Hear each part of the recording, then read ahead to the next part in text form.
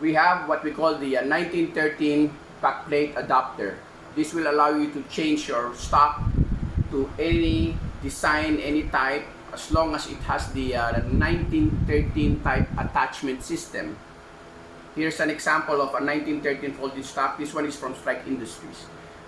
If you'll notice here, this is designed for a 1913 attachment system, which would be this one, your 1913 type adapter.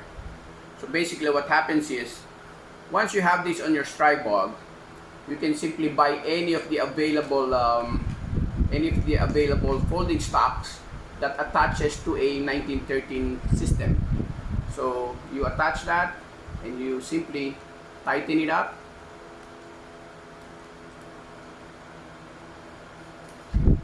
And you now have your folding stock.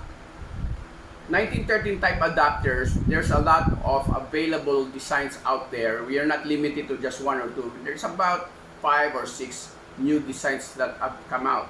And this example right here is the Strike Industries, which is a dual folder, which means you can either fold this to the left side of your firearm, or if you wanted to, you can also fold it to the right side.